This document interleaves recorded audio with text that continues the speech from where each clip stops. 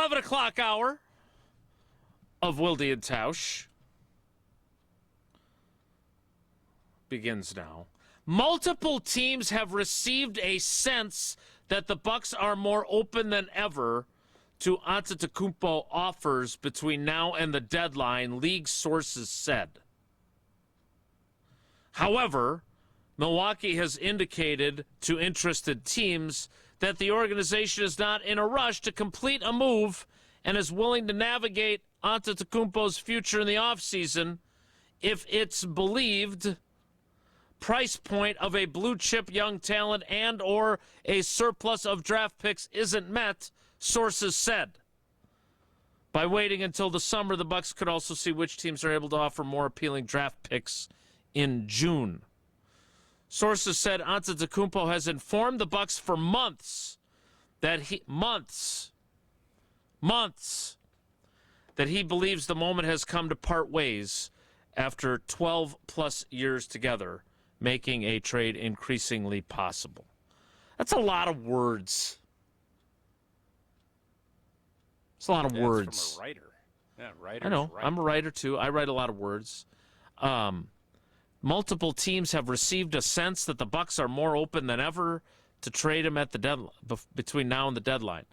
Look, no disrespect to anyone on here, but the bottom line is that the Bucks need to do what's best for the Bucks now, and they have whatever it takes.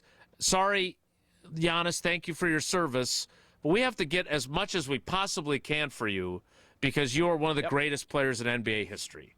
I hope you understand. And we're probably not going to be able to get that by February 5th. Fair? Yeah. That's what I would say. Anything you said there.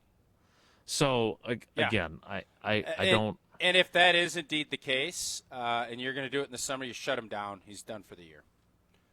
You can't risk him re-aggravating or re-injuring or doing anything worse. I think if you're going to wait till the summer, which, again, you never know. People get desperate around the trade deadline too, and they can make this thing untenable. But yeah, I am not. If I'm John Horst, we've done everything you've asked. Giannis, we appreciate you. We love you. You've changed our franchise. You've changed our history. We couldn't be happier and prouder and love what you've given us. But we got to be about us, because there are going to be some dark days ahead, man. Yes. And we need to make sure that we position ourselves to reboot this thing in a meaningful way. So while we know you'd love to go to New York, I'm not interested in bringing in Karl Anthony Towns in a first-round pick. Like, that ain't going to do it. I want SGA and all dem picks. I want a Clippers to OKC deal. And if I fall a little short of that, I can be all right. But I'm not interested in an Anthony Davis, Luka Doncic. That ain't going to cut it. I am not going to do that. I am going to wait for a haul. And if not, you're under contract for another year. We can drag this thing out. We ain't going anywhere. We ain't going anywhere with you, and we ain't going anywhere without you. So the last thing you want to do is send out desperado signals, and I think that little deal there showcases that's not what John Horst is going to do. As of now, as Shams writes, the Bucks are on their way to the lottery, which has not happened in a while. They will have the less favorable of their own or of the Pelicans' first-round picks, assuming they're both in the lottery. So they've got that going for them. Even if the NBA pulls a Mavericks and throws you a bone, not to say anything was malfeasance. Sounds exactly like what you're saying. No, actually. I'm just saying. Let's just say it doesn't matter if the Bucks get it or the Pelicans get it. We ain't getting it. Fair? Correct. Right. They'll have the worst of the two.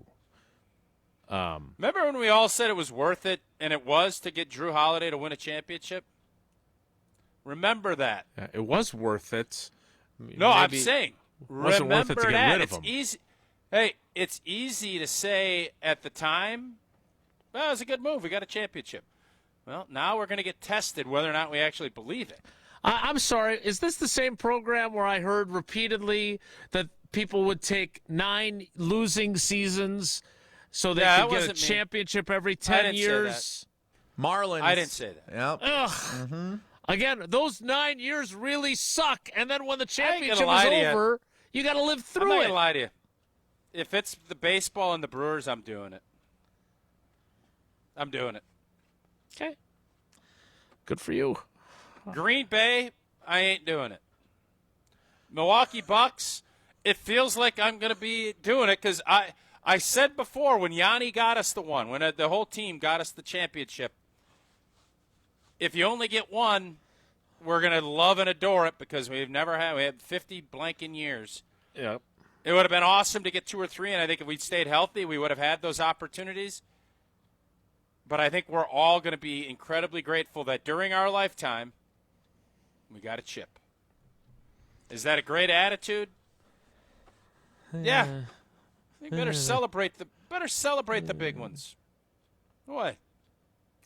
I don't know if it's a great attitude. It's not a great attitude. Definitely not a great attitude. All right. Was that a storm the field when you can take? Because you never know when the next opportunity will be. and as the NBA I said, rigged.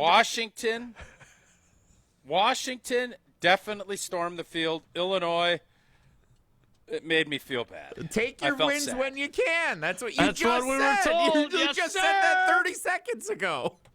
Indeed. Yeah, I'm gonna backpedal on that a little bit.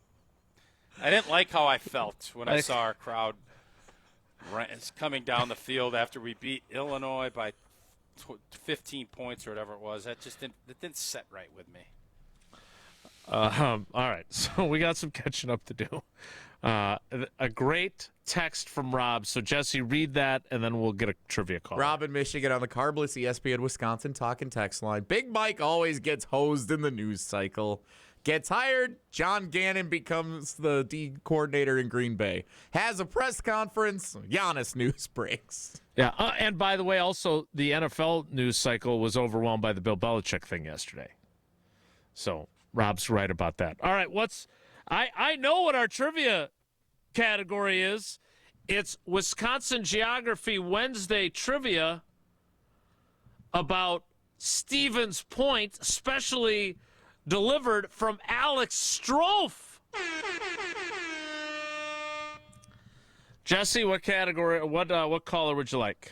Caller 19. Let's do 19. 19. Caller 19. 844-770-3776. 844-770-3776.